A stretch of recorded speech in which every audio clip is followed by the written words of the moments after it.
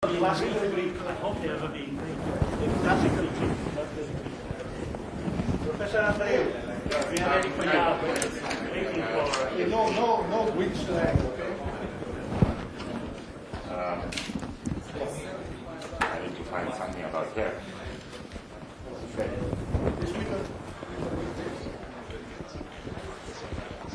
Character? Yes, I should switch language. It was a pleasure to introduce Angeliki Metallinou.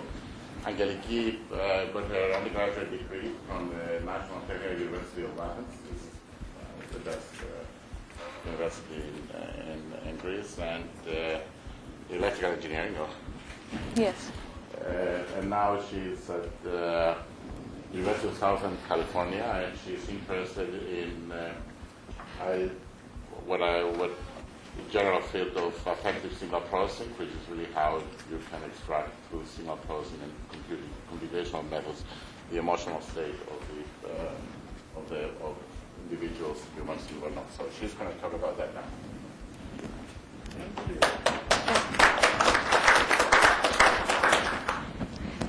Thank you, everybody. So I'm very happy to be here. I am from University of Southern California, and today I'm going to talk about analysis and recognition of emotional human states, and particularly about multimodality. Can you hear me? Okay. Okay. Multimodality, context, and dynamics, and applications in healthcare. So let me start with some motivation of this overall domain. So, for example, human-machine interaction has become ubiquitous these days, and we see advances in portable, wearable, and smart devices. And you see that human-computer interfaces have become multimodal. We can record audio, video. We have Kinect. We have different physiological sensors. So we can use this information to enrich the way we interact with computers, and we can make the computer sensitive to affective components, so understand our affect and recognize our affect. And we can use this to have more natural interfaces with computers, and they could be, for example, useful in education systems, in spoken dialogue systems, in designing virtual agents. And also we can enrich machine capabilities, so what different machines can do for us. So they can measure signals, we can use those signals to infer behaviors, habits, preferences. For example, one application that some research group and also industry is interested in is remote health monitoring. And another overarching goal of this domain is to try to use computational approaches to better our understanding of human behavior. So expand our existing knowledge from a more computational point of view, and also study both typical and atypical behaviors, such as health disorders and mental health disorders. So different research areas, you can see this field as a combination of technologies from speech and multimodal signal processing, machine learning, statistical modeling, affective computing, and we are interested in recognizing emotional expressions from multimodal information, or general social behaviors, so not only emotions but degrees of excitement, degrees of interest, frustration levels, or depression. Or they're also interested in analyzing not only individual but dyadic interactions or larger group behaviors. And different applications, I already mentioned some of them, in interfacing, smart sensing environments, and virtual agents. And another domain is the domain of behavioral signal processing that tries to find applications of engineering in healthcare and provide tools for healthcare experts.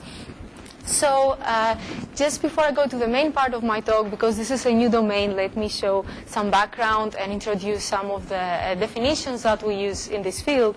So in terms of representations, one can represent emotions as into categorical terms, such as angry or happy. So those are more basic emotions. But we can also use dimensional representations that are describing attributes of an emotional state. So activation describes, for example, how intense is an emotional state. Valence describes how positive versus negative. So if I'm happy, this is positive valence. If I'm angry, this is negative valence. And dominance describes the degree of control or a degree of dominance in a conversation, in a situation, versus being more submissive. And the last ones are used because they tend to be more general for describing real-life emotions that can be more nuanced or do not necessarily fall into the first categories. In terms of databases, this is an emerging field, so we don't have as much benchmark. Databases are more mature fields such as speech. So we are trying to create those databases. So initially there was a lot of active databases, so we were asking actors to perform a particular emotional state, and that was the data that we collected. Now we're moving more towards elicited and real-life databases. So elicited means that you put people or actors in a situation, and then you ask them to improvise a particular situation in order to elicit certain emotions in the context of a conversation.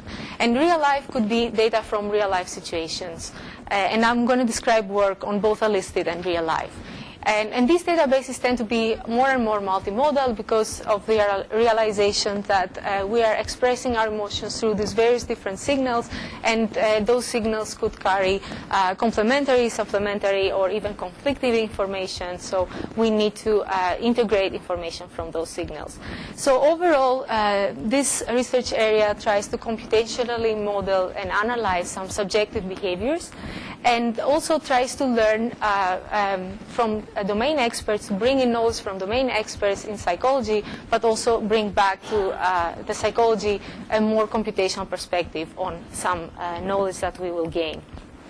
So based on this field, my own work explores computational methods to address certain complex aspects of emotional expression. And particularly, how do we exploit this inherent multimodal nature of emotion? How do we incorporate context for emotion recognition?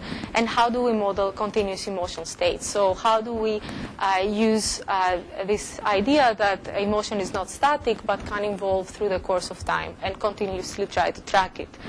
And in order to make these things more clear, I'm going to show you some example clips. I am allowed to use $50 gift card, which you can use any future flights you want to give us. I'm very sorry once again for such a. Are you kidding me? Yeah. Is this a joke? No. So this is an example of sarcasm. So as you see, this is a multimodal expression of emotion. Her face is showing happiness, but her voice is angry. So in order to interpret this, we have to use multimodal information. And also we have an airport scenario. She lost her luggage. We see that she's angry. She's becoming angrier and angrier through her interaction, and that is more clear in the next clip.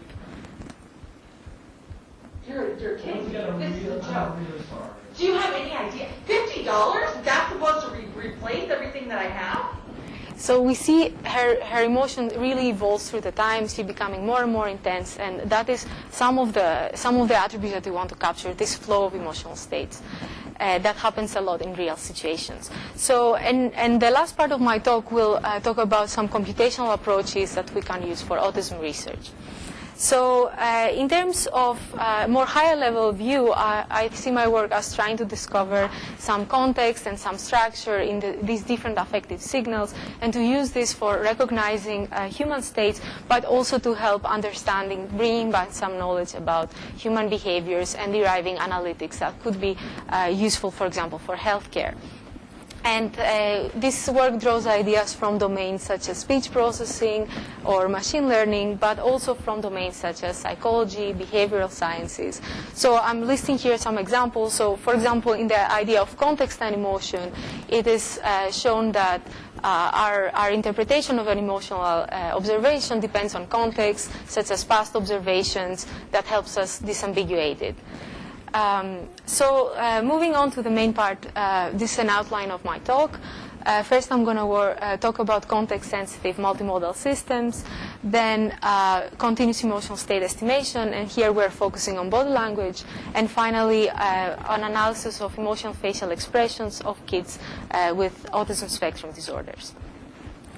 So the context work, first of all, what do we mean by context? In this setting, we define context as emotional evolution up to this point. So what was a person's emotional state history? So how have my emotional state have evolved up to this point? And also how I may have been influenced by the emotional states of other people in the conversation. So interactions between different interlocutors. And what people sometimes do in this domain, which is the most typical paradigm, is they have an emotion observation observation, and they have a label, and often this observation belongs to a clearly defined emotional state, such as happiness or anger, so it is pre-selected for certain observations, and then they try to predict the label. In this work, we are trying to look at it from a more general perspective, that we have a whole conversation around this observation, so it might be influenced by past observations, and it also might be influenced by the other speaker.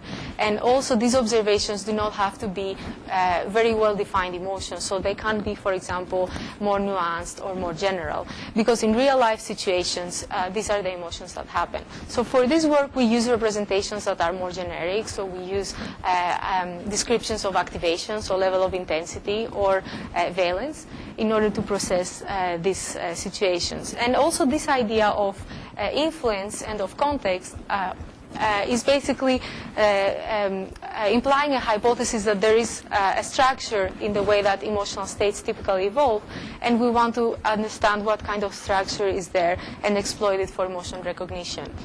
So this work has been influenced by, for example, ideas from language modeling and ideas such as grammars, but we want to see how they can be employed here. And also, it also implies a more hierarchical way to process emotions. So not only the sequence of frames in a certain observation, but how does the emotion states change from one state to another.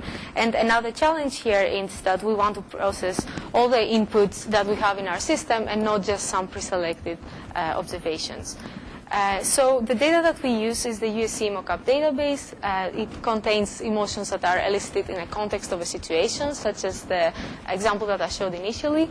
And it has, we have 10 actors in total. It's a pretty large database for the community. We are freely releasing it, and a lot of people have already used it.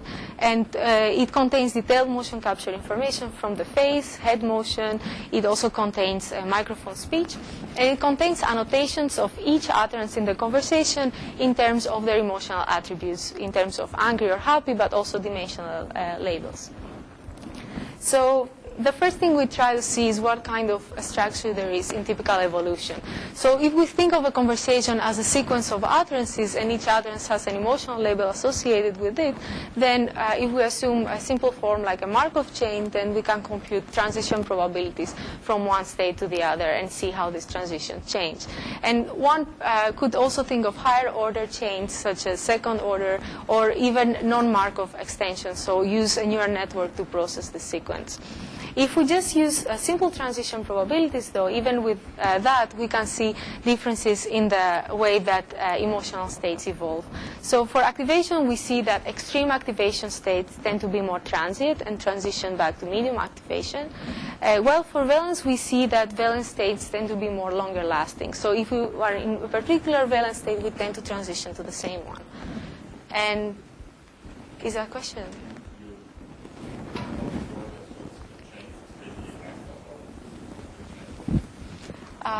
This work, when you say that your results are from a chain, Yeah. it's a graphical model that is really strictly for the form of a chain, not a more general model. You cannot jump, for example. So here, what we do in order to get these tables is we just compute transition probabilities between the different utterances and their labels in the conversation. So it's just transitions between. So given these observations, we'll see how these observations will reflect on our results later. Another way to look at emotion states have to do with a combination of valence and activation information. So we can think of one utterance that we have as a point in the valence and activation space, and we can cluster the space into different clusters that have different emotional information. So if we look, for example, at this cluster, it has more negative valence and high activation, and we see empirically that emotions that fall inside this cluster are more angry and frustration. If we look at more positive valence, we see positive emotions to fall in there, such as happy and excited. And if we look at the neutral to negative valence and low activation, we see neutrality or sadness emotions in there. So this is... Mm-hmm. A dot corresponds to a configuration R3N, where N is the number of motion capture points. The dot is a dot is one observation that we have one utterance in the conversation that has different labels that are given by humans. So a person watches this utterance, both the speech, hears the speech, and then gives us one observation that is, for example, valence and activation. And we aggregate observations from different humans, and then we get one combined information of valence and activation. So you haven't told us yet the role of the motion capture. No. So we haven't gotten there yet. No, this is just the labels. So this is the label. This is a hidden. This is the hidden process. Yes, this is what we are trying to predict in the end of the day, what we are trying to classify. Yeah. Just to give us a sense of what these things are, if you could go back 2 slides, it will be a little confusing. You had some note at the end. No, one more. Yeah, okay. So you said that the annotations of emotion content per utterance. So each utterance has one of those category labels or more than one? So we allowed the person to say more than one if he wanted to, but most of the times they just picked one out of angry, happy, neutral, sad, frustrated, excited. They had They picked one or more of the categories. Yeah. Plus 2 numbers, one for the valency and one for the activation. Yeah. And that blue chart that you showed later, for each utterance you have a 2-dimensional point and you just plot it. Yes, Right? yes. And how many utterances are there total? How many dialogues? You said 12 hours of data. We have about 5,000. 5,000. So Yeah. if I go forward, so let's continue with your talk. Yeah. You get to that slide. So there are 5,000 resources. Yeah. And yeah, it's because the labels was not continuous, they were quantized. Yeah. Yeah. They were from 1 to 5 in our, yeah. So the x-axis Actually- goes 1 through 5, and the y-axis goes Yes. higher. Well, actually here what you see is the average. So it's not 5 distinct values because you can take average of 3 people, average 2 people. And I put a little bit of Gaussian noise around to show the density. Yeah, just for visualization. So that's why you see it into different. Yeah. It's just for visualization purposes. So,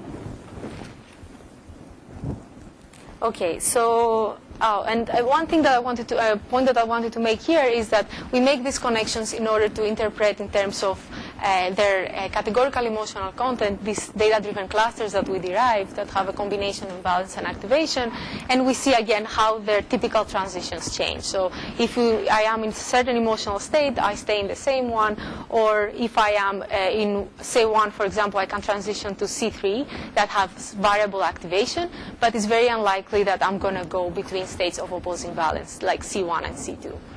So let's move on to more classification tasks. So here, this is the framework that we have used. So it's a hierarchical approach.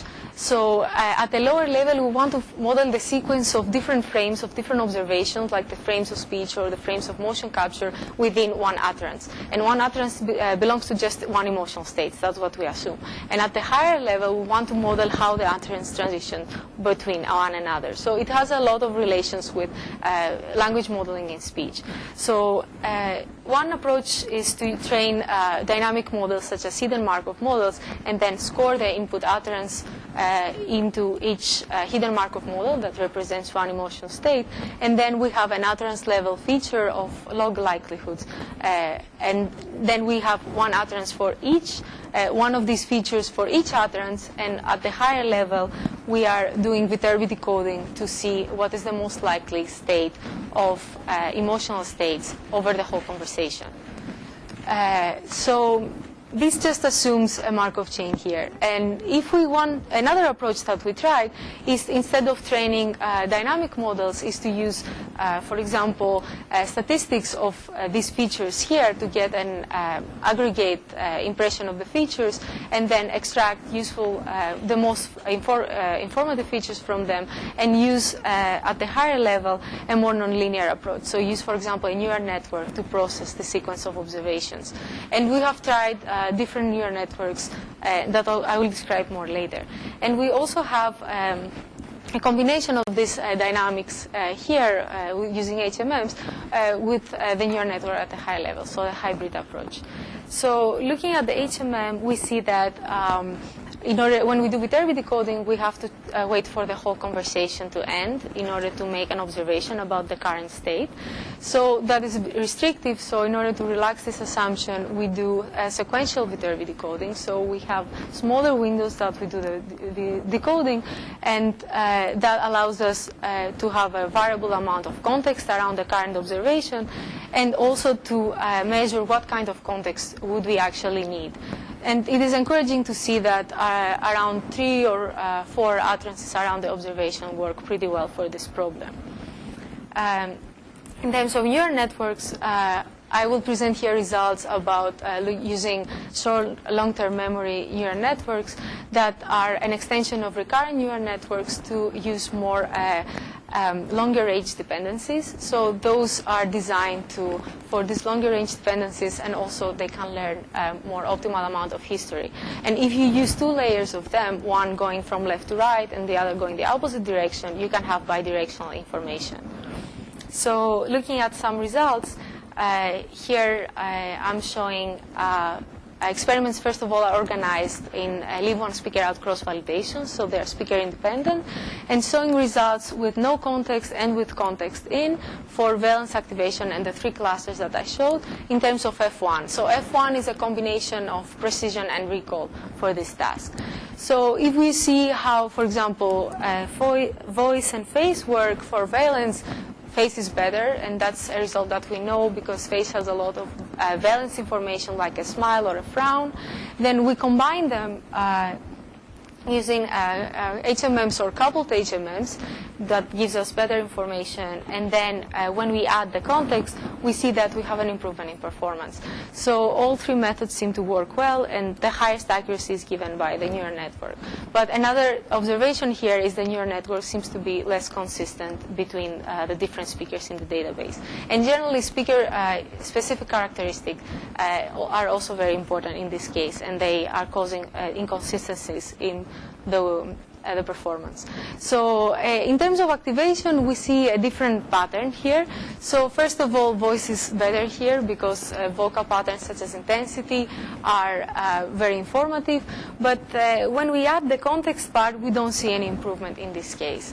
And we believe that this happens because of the structure that I showed initially. So for valence, we had extreme valence states were isolated instances. So this higher level modeling tends to smooth out these extreme valence states and extreme activation states, and then tends to misclassify them as medium. So this kind of structure is harder to model, and perhaps a framework that would use a detector for these states rather than a context, high-level context work would work better. What context is doing? What is it actually? What's context in that? To get your extra 5%, what do you really need? So basically, it says that what is the likelihood to transition? It incorporates the likelihood of transitioning from one state to the other. So if I am angry right now, I'm more likely to be angry at the next time instance rather than be happy, for example. And if my interlocutor is angry, I'm more likely to be one. So this is the extra information that we are using. Why is it, hard for me to keep up, so why isn't that already in the HMMs? And the top half, you just didn't include it, or the HMM structure doesn't support having that kind of a model on a given process? So the lower level HMM structure has a dynamic structure, but it models the dynamics within one emotional expression. So for example, if I'm saying a sentence that is happy, my facial gestures evolve through that. So it is modeling this evolution. But on top of that, if I am transitioning from happy to neutral, or happy to sad, then this higher level models that as well.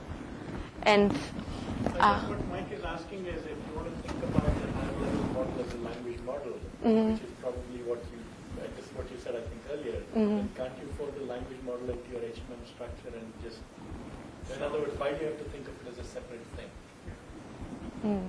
It is an extension of, when we have this, we're just doing viterbi decoding on top of that. So in one case, you're using a language model, which is the lower half of the table, and the other case, you're not. Yeah. So then, Yeah. So we're getting a lot. I mean, I guess 5% is a lot. So The other question I had is, you know how we always say that the British have a stiff upper lip? Hmm. You know that expression? I've heard of it. Well, I mean, they really do. It's, you know, when they talk, one of the great things about the British is, they really do have a stiff upper lip. They could be laughing and crying or saying. Does that show up? In other words, do you imagine that we need to have in this representation? I suppose it would be at the level of the motion capture. It wouldn't be at necessarily at the level of the hidden emotional state process, level of motion capture. We really have to have a nationality-dependent representation. Do you see that? So we see a lot of difference between how different people express emotions. So if you look, for example, at this variation here is the interspeaker variation, basically. And if we do the experiments without doing leave one speaker out, if we just use some information of the speaker, we can get much higher than this. So, and if you think this database was only American college students, so I think there will be a lot of variation. I don't really talk in this talk about the subject, but we have done work with Professor Carlos Busso on how to normalize features better for this kind of task, for emotion recognition. So. Would that kind of would it be a couple percent, or would it be another? What is 5% here? Is it a lot, or are you nowhere near sort of the Bayes bound here for this problem? I think if we normalized, if we had some speaker information, we could easily get another 4 or 5%, because if we have some information about some baseline about the same speaker. But this was more from the perspective of a more general system that you don't know the other speaker. So when you're looking at these numbers, they're a little bit hard for me to interpret because not having seen the examples where the system made errors, I don't know whether those would be reasonable errors for an annotator to make or what kinds of things it's missing. So you haven't mentioned what the inter-annotator agreement was to start with. yes, so for this case, for the activation and valence ratings, we saw that most of the people were within one rating apart. So if you rate from 1 to 5, I think for valence like 95% or 90% were saying 1 and 2. And the other one was 1 and 3. And because we have more than one people, we are basically averaging around them. So this is an idea of annotator agreement. And about the errors that it made, I mean, I think it's hard to say that, but a lot of cases had to do with things that expressions could be very nuanced and could be very nuanced. So, for example, sadness that could be misclassified as neutrality or things like that, or things that are sarcasm that I showed initially, so things that are similar to that.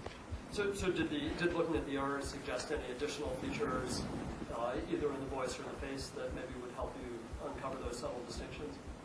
And you cited Ekman before, so he'll tell you should be looking at individual muscles in the face, which are hinting at people's actual emotions, and they can't just in the first moment before they compose themselves and they start speaking. Yeah. And you could decide to look for those kinds of things. So in order to try to select the features, we try to select the ones that seem to be most informative for emotion classification. So in that way, for example, we are looking at correlations of features with a label that we want to have, or correlations of features, and also features that are uncorrelated with each other in order not to have a redundant model. So through this, we might hope to select features that are informative for different tasks, for different emotions. Yeah, I'm still trying to get a sense of what the features might be. So I'm not really describing the features here. So for example, the features have to do with different facial points. And we are also basically, so we have a high dimensional representation of different facial points. We are trying to reduce the dimensionality by excluding facial points that are very correlated with each other. So if I have 2 points here and I move, they will be very correlated. So it's okay to get just one of them. Or if I have points that are very mirroring, then they're usually very correlated with each other, so I can get just one of them. So this is the basic before the features that we used. When we use the derivatives and the statistical functionals, then we had a variety of statistics of certain features like that, and then we try to select the most informative ones.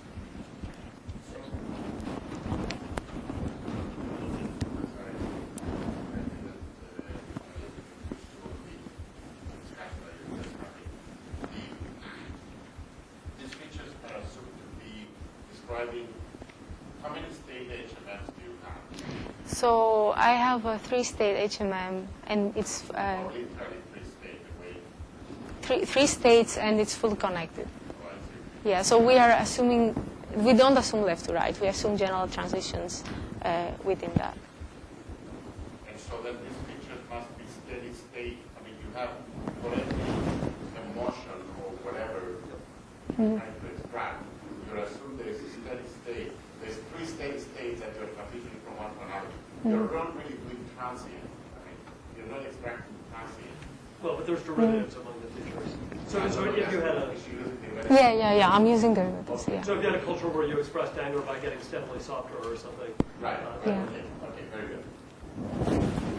Okay, so should I move on? Okay. All right. So let me just mention a little bit more extension of this work for having 2 speakers and having a conversation, for example, between how to incorporate influence of the other speaker. So again, you can have the inputs here between the 2 speakers that could be different modalities. You can train your models. And the difference what we do here is instead of just collecting the score vector distribution, we also model the distribution of the score vectors as well. So we trained another model on top of that to model the distribution of a current observation given the emotional state. So for example, if I have emotional states that are ordinal, such as low, medium, high, I can have train a logistic regression that will model this distribution. So then I can think of the higher level processing, such as a hidden Markov model, where the emotional state the state of the hidden Markov model, the observation probability is this distribution that I modeled here, and the transition probability is the bigrams that I have computed.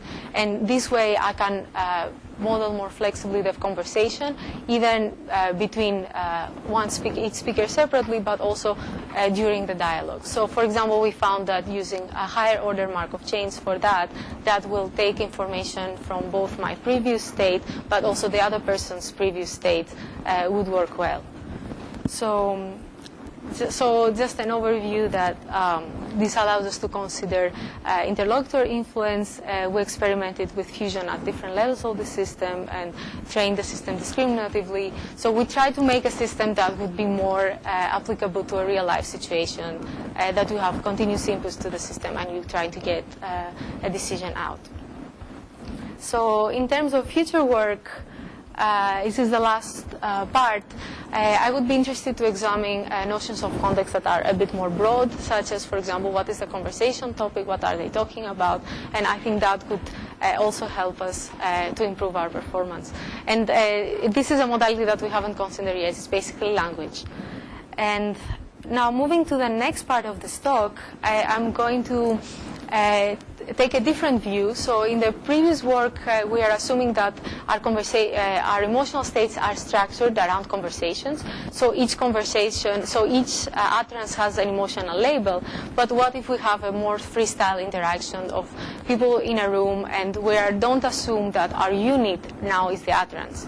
So in this case, we don't know exactly what would be the unit to model this interaction.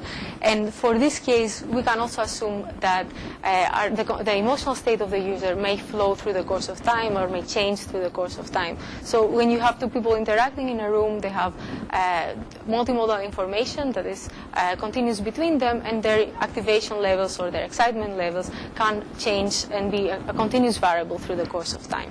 So this is what we try to model here. This is the view that we take, that we look as emotion as a continuous variable that is expressed by a continuous flow of multimodal information, and then we want to estimate it.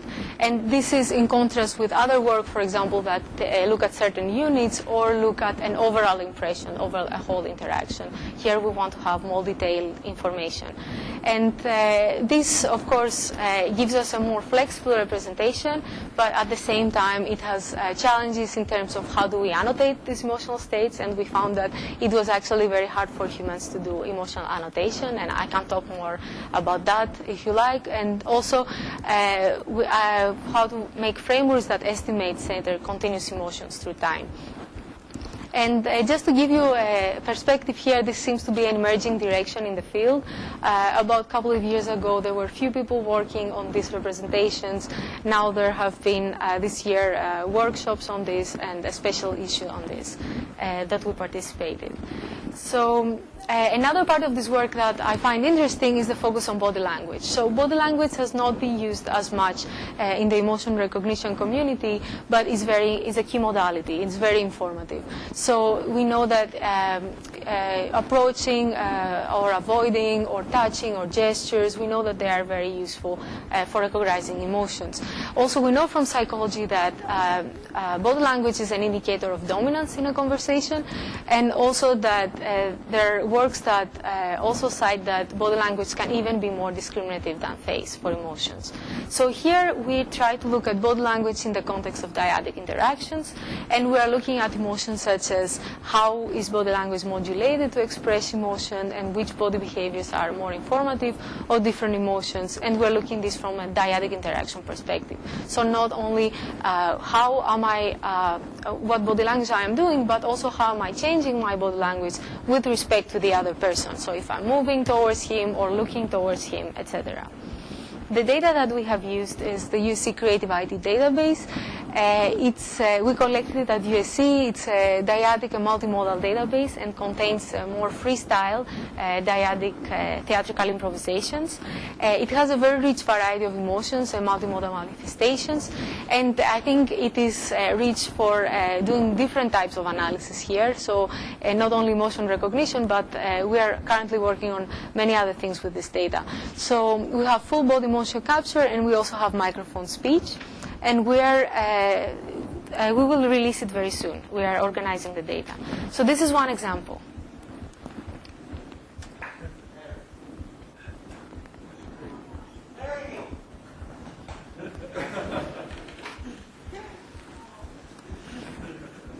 And here is the motion capture that we have.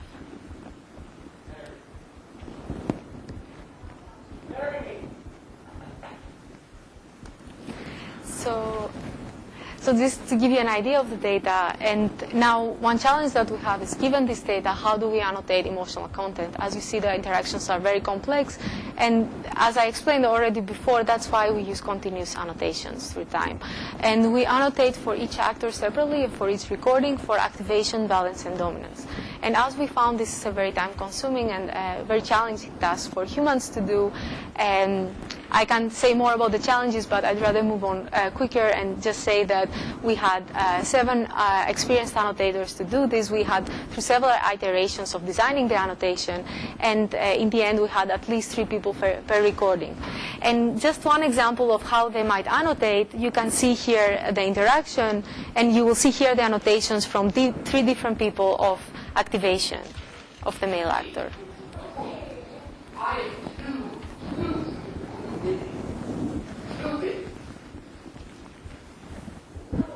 Too busy. I'm too busy.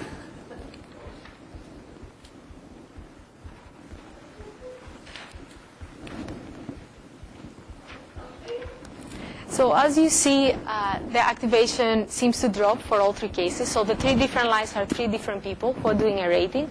And you see that they agree on this trend, that there is a drop. But some of them may disagree on the absolute value of that rating. And we generally see this trend that annotators tend to agree more on the trends rather than the absolute values. And they're easier to rate in terms of comparison rather than absolute values. So this is an overview of what we did. We started by collecting this data. Then we used the motion capture to extract various features. We used speech to extract various features. And we used the videos to extract different annotations. And in the end of the day, we have a set of continuous random variables that are the continuous multimodal information that we observe. And we also have a set of random variables that are the underlying emotional states. And given those features, we want to estimate the more likely emotional state. Yeah. What features did you use for motion training? Yeah, so I'm just going to describe that right now. So we decided to go for knowledge-driven features for this particular approach because we wanted to connect back with psychology work. So we looked at things that supposedly are informative in terms of body language. So things such as postures, velocities, absolute velocities, orientations, whether you're looking, whether you're moving towards, things like that. And you had an exhaustive set of features, and then we tried through feature selection to see which are the most informative ones for each task. And here I'm just showing some examples of those. Another thing that we did is we tried to do some analysis of those features to see how they reflect different behaviors. So for example, if we see people who are highly activated versus low activated, then, for example, we see that highly activated people have higher velocities of arms and feet, as one might expect. In terms of orientation, we see that people who are more activated tend to lean more towards the other person, tend to move towards the other person, and orient themselves towards the other person. In terms of hand gestures, they are very important. People who are more activated tend to have their hands further away from the body, raised higher up. And body location was also important. People who are more activated tend to be in the center of the recording space, less activated moving the corners. So these are some examples that also they are more intuitive, and also they seem to agree with psychology work. So looking at, yeah. I'm sorry that you don't have, I'm surprised you don't have distance between we do have distance. Yeah, we do have distance as well. So this is not an exhaustive list. This is just some examples that I show. And actually, if you look at the paper, we also do the same analysis for other body language behaviors, such as dominance, and we see what features are important for there. So for example, for dominance, you would see more features that are relative, because dominance is a relative behavior. So a lot of features that have to do if I'm moving towards you, if I'm moving my hands towards you, if I'm leaning towards you, this kind of things would be important for dominance. Would you be able to get the difference between you pointing at my face and you pointing at my feet?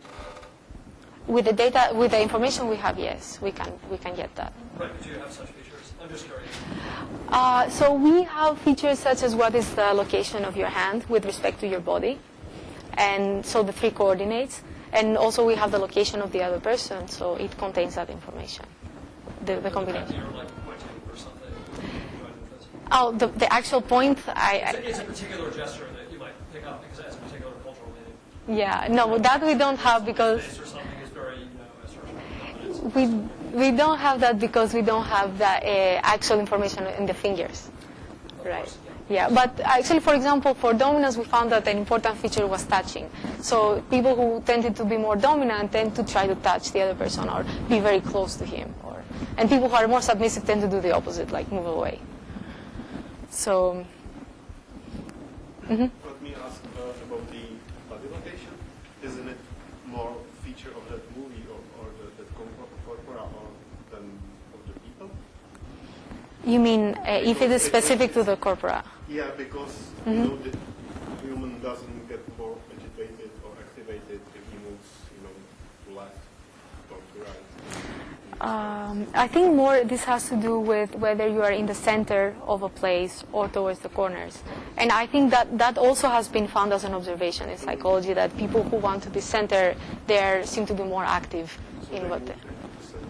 Or they try to be in the center of an interaction. But I mean, I guess it also depends where is the center of attention. For our recording, the center was the actual center of the recording space. So sometimes we saw, like in the video that I showed initially, when the person became less active, he tried to move towards the corner and the other person was following him.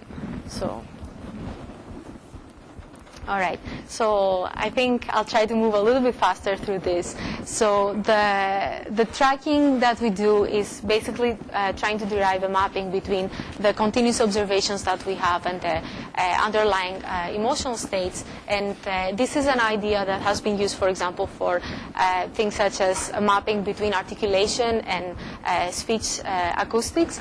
And we use this here to map between underlying states and observe features. So we can train a joint model of X and Y, where X are the features and Y is the emotion, and then we can do maximum likelihood estimation.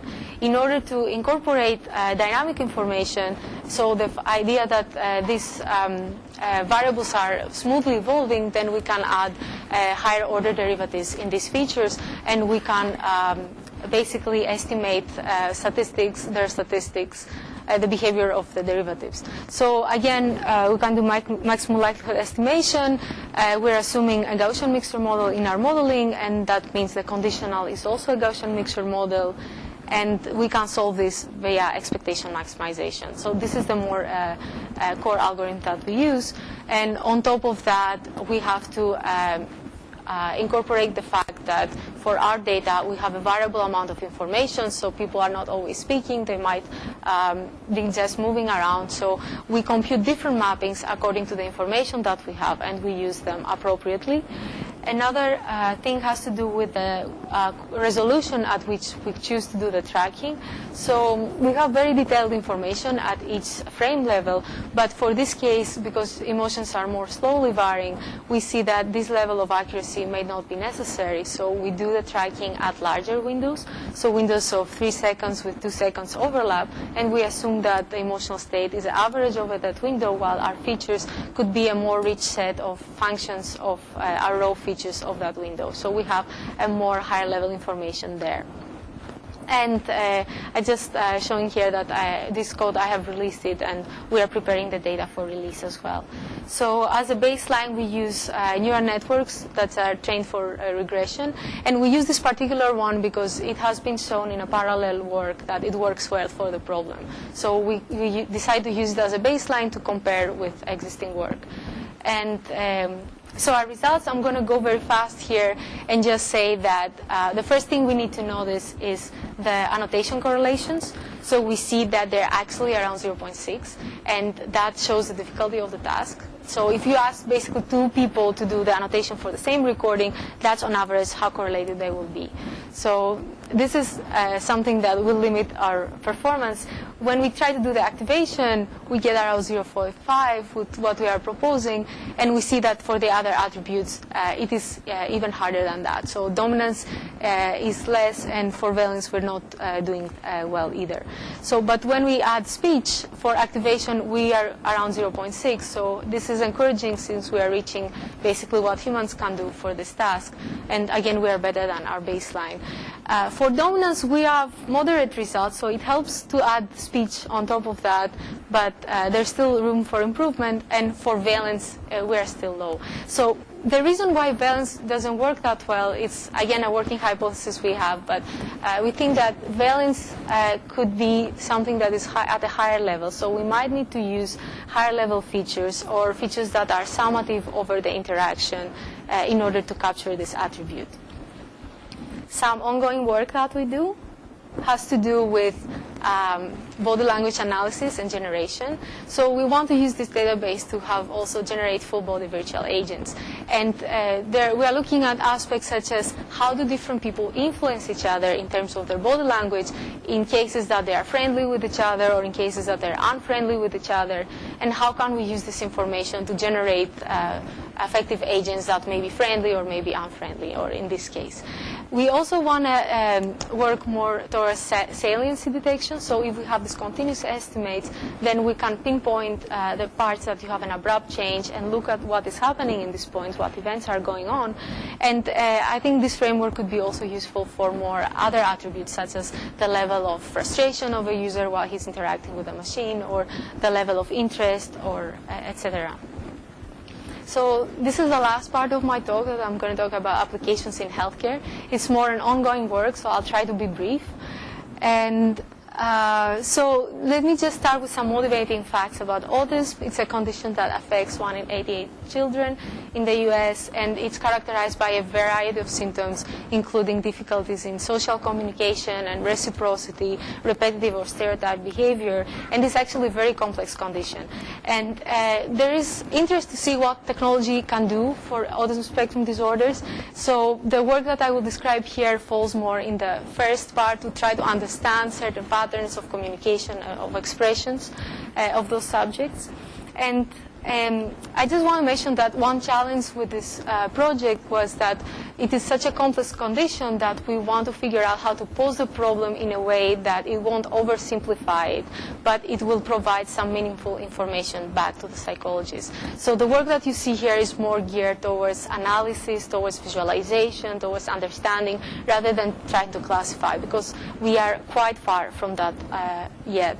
So we know from psychology that facial expression expressions of kids on the spectrum tend to be considered more atypical or more awkward, and we want to quantify this sense of atypicality.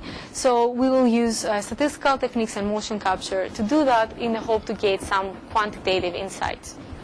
The data that we have is from 37 children, 21 are with autism and 16 are typical. They are collected by our collaborator, Professor Ruth Grossman at Emerson College and UMass, and we have detailed facial marker information on their faces.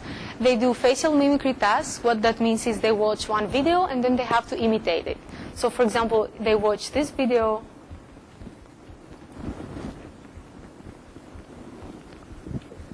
and they have to imitate this response.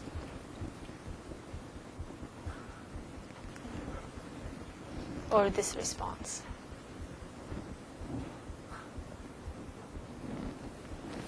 And for our analysis, I'm just going to go quickly. We use ideas from functional data analysis in order to represent this time series. So the main idea here is that we transform our raw data into some functional form using transformations such as this one. So instead of having this time series, we use it as a function, and we decompose it into a set of basis function and, for example, coefficients of the expansion. So, for example, this could be a Fourier transform, but here we are using B-splines are basis functions because they are more appropriate for non-periodic time series that we are looking at.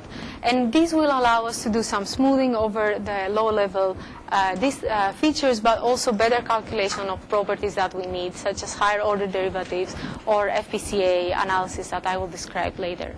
So generally, we looked at things that were inspired by psychology. For example, we know that people on the spectrum have more asynchrony in the way they synchronize their modalities. We looked at asynchrony in the face between the left and right part of the face and upper-lower part of the face in terms of correlation. We looked at roughness of face and head motion, so how jittery or how rough are those. And we found that people on the spectrum have more asynchrony, and they also have more roughness of face and head motion, and this could be certain indications of what is atypical.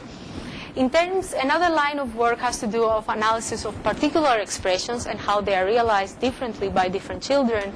So if we think, for example, of the expression of a smile, we can describe this expression as the distance between, for example, the corner of my mouth and my cheek. And every time I smile, this distance becomes smaller. So if you see here in the blue line, we have two smiles, so one after the other, so we have two valleys. In the red line, you can see a more atypical realization of this expression. So you still have these two valleys, but you have a lot of variability here from a kid that is on the spectrum. So this is the type of realizations that we're looking at. And we want to compare the different realizations that we have from different subjects of the same expression. So the first thing we do is we align them using landmarks in order to align basically the two valleys. And then we do a technique such as functional PCA that basically tries to deconstruct the variability of these expressions.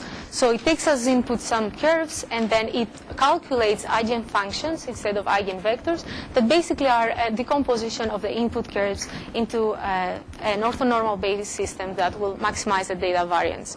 And one thing that we can do is look at the coefficients of this decomposition. So for example, 1 versus 2, 1 versus 3, and 2 versus 3. And one observation that we can make here is that this decomposition is more variable. So kids that are on the spectrum have a greater variability in their expressive choices that they employ, largely because of idiosyncratic face gestures.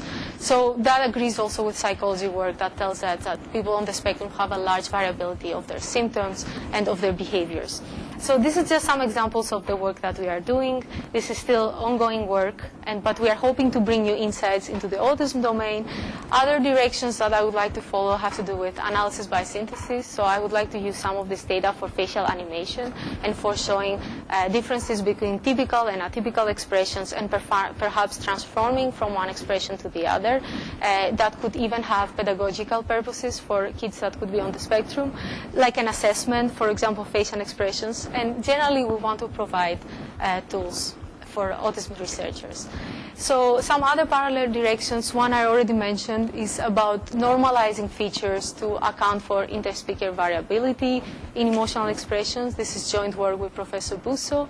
I've also worked on discriminative structure, belief tracking for spoken dialogue systems. That was the same work that we did at Microsoft Research. And finally, this is just an overview of things that I am thinking as future directions.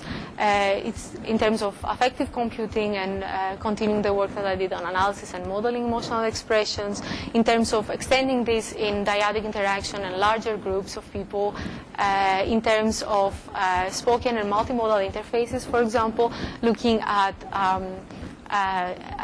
affect-sensitive agents and multimodal sensing environments that can recognize such information. And I'm also interested in continuing this work on behavioral signal processing and healthcare applications. And just some final things about this area. It has a lot of rich problems with both theoretical and practical components. It is interdisciplinary and it has a lot of room for collaboration between different people. And also it has exciting technological and societal possibilities.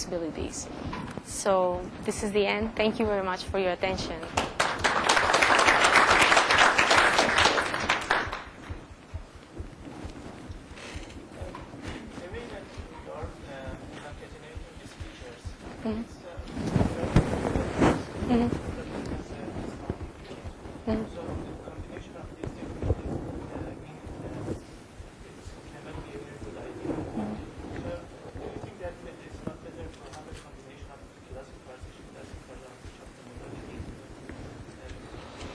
Yeah. So the framework that I showed in the first part of my talk, the last one, it allowed for basically integrating at each layer of the classifiers that you wanted. So if you wanted to integrate, we could either train different models and integrate them at the very end. So this way incorporate asynchrony between the different modalities. So for example, we found that certain modalities are more correlated than others. So face and voice, especially because of lip movement, are more correlated with each other, and we tried things such as coupled hidden Markov models to integrate this asynchrony. But for example, things such as head motion and voice are less correlated, so you might want to integrate them in the end. So these are some observations that we had. That was nice. Mark, I know we interrupted you a lot. No, it's okay. You can ask me more questions. Yeah.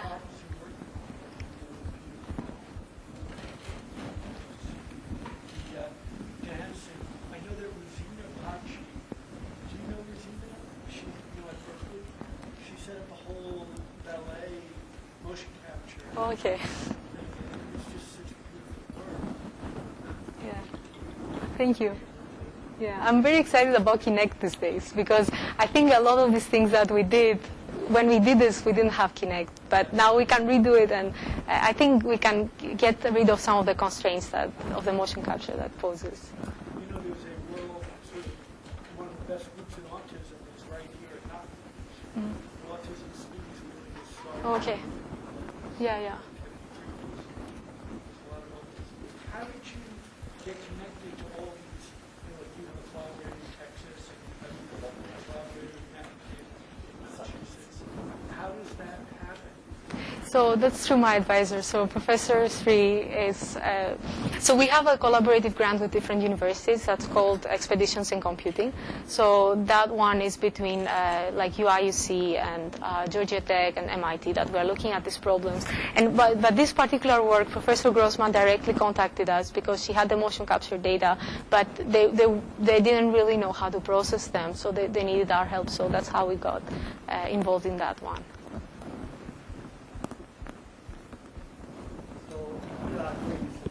Pioneering work, how do you know that you are making progress? Are you comparing with other people or are you comparing with yourself? I think it's related to the Yeah. And it's like, so is 50% good? Or Yeah. is really 80%? Yeah. Is somebody buying this? Yeah. Or, are they happy that you already met, or that can you go back to the lab and work on it a little bit more?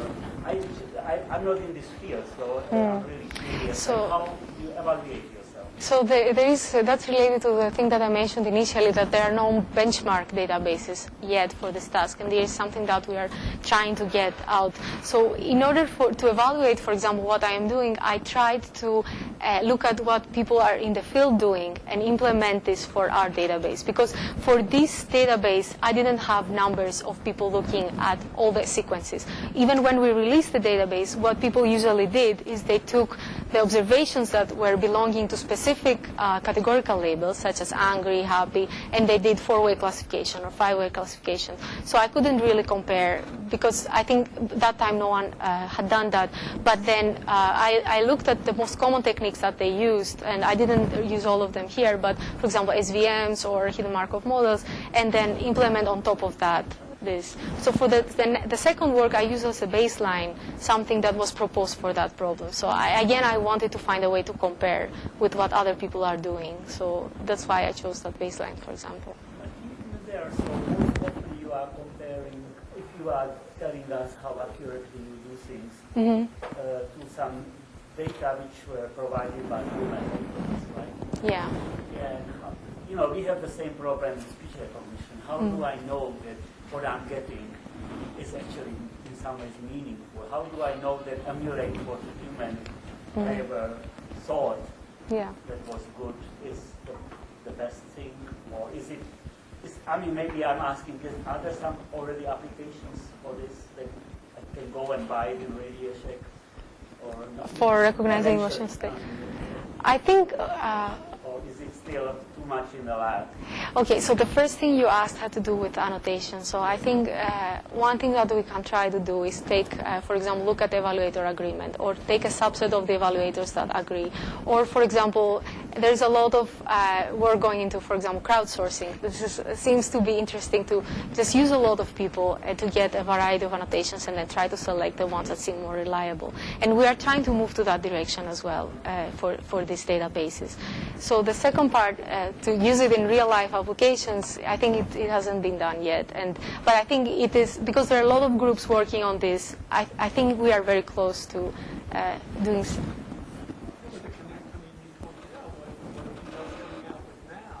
Yeah.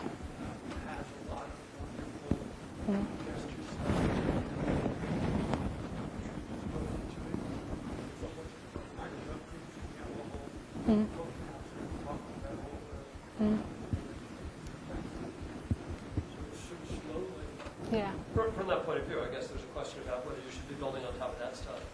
So I'm thinking of the CVPR best paper a year or two ago where we talked about classifying, I guess, pose recognition and connectors. Yeah, it was decision products based on synthesized data combined with motion capture. And so if they can actually extract those things from you, for you, does that mean that, maybe they're doing a very good job because they have more training data, collected because they have a lot of money? Could you use their extraction to build some kind of higher level model? Yeah, that would be great. Yeah, that would be great. I mean, for me, I think I am really excited, for example, to see how we can integrate features from Kinect in these technologies. And so if somebody relieved you of the burden of doing signal processing and was able to track, gestures, but even an inventory of gestures, and so that you could move to larger temporal windows, what could you say about the dynamics of an interaction? I don't see necessarily as relieving. Okay, first of all, I mean, even if you have the Kinect gestures, the Kinect raw data, for example, you still need to think about what you want to extract from this. So I think one guidance for us is the features that we found informative. And for example, we find informative general motion features, orientation features, so we can focus our attention to extracting those from example, from Kinect sensors. And then I like the idea of looking at larger temporal contexts as well. So some of the ongoing work that we are doing is we are trying to approach this problem of continuous gesture data that we are getting from a more discrete point of view. So trying to segment them into basic units, like gestures of my hand, and trying to see how these basic units relate with each other and relate between the two people. So this is a little bit has to do with the work that I said about the virtual agents, because one application of this is to use it for animation for that. So, but we are still in initial steps of this analysis, but I find it very interesting.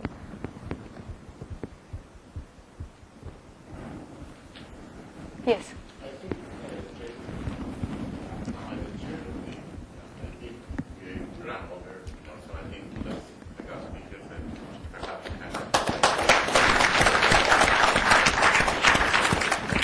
We were having too much fun. I know. Let's stay here for an idea at some point.